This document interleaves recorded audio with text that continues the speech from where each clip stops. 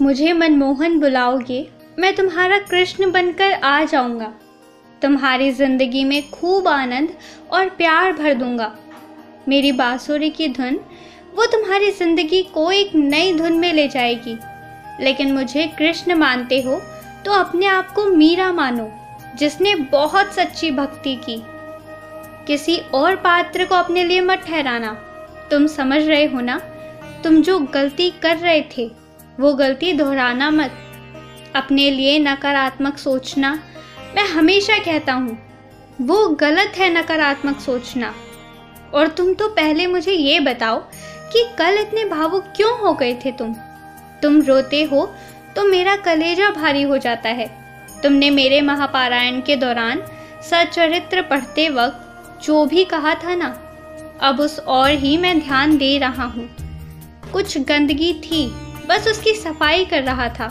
तुम्हारे मन में बसी हुई कुछ गंदगी की सफाई हो रही थी, इसलिए कुछ चीजें ऊपर नीचे हो रही थी। अब सब रास्ते पर आ जाएगा। तुम्हें फिर से पहले से ज्यादा ख्याति मिलेगी और तुम्हारे बिस्तर के नीचे कभी सिरहाने तो कभी पैरों की तरफ ऊदी रखी रहती है। ये गलत है, ऐसे मत रखो। जितना सम्मान तुम मुझे, मेरे चरित्र, मेरे स्वरूप को देते हो, उतना ही सम्मान मेरी ऊदी को दो। तुम जो प्रश्न मुझसे बार बार पूछ रहे हो, उसका उत्तर मैंने ठीक ठीक इसलिए नहीं दिया क्योंकि मैं किसी को सुधारने का एक आखिरी मौका दे रहा हूँ। यदि मैं तुम्हें सब सच बता देता तो शायद तुम बर्दाश्त नहीं कर पाते और तुम्हारा व्यवहार पहले जैसा बिल्कुल नहीं रहता। किसी अन्य की हिफाजत के कारण तुम्हें थोड़ी सी सबूरी रखनी पड़ रही है और मैं जानता हूँ कि तुम मेरे बहुत अच्छे बच्चे हो।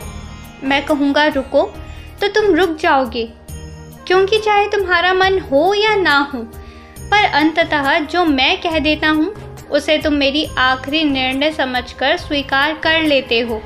बस इसलिए जितना भरोसा तुम मुझ पर करते हो उतना ही भरोसा मुझे भी तुम पर है। बस इसलिए कभी कभी तुम्हें यहीं रोक लेता हूँ, क्योंकि मैं जानता हूँ तुम कहीं भागकर नहीं जा रहे।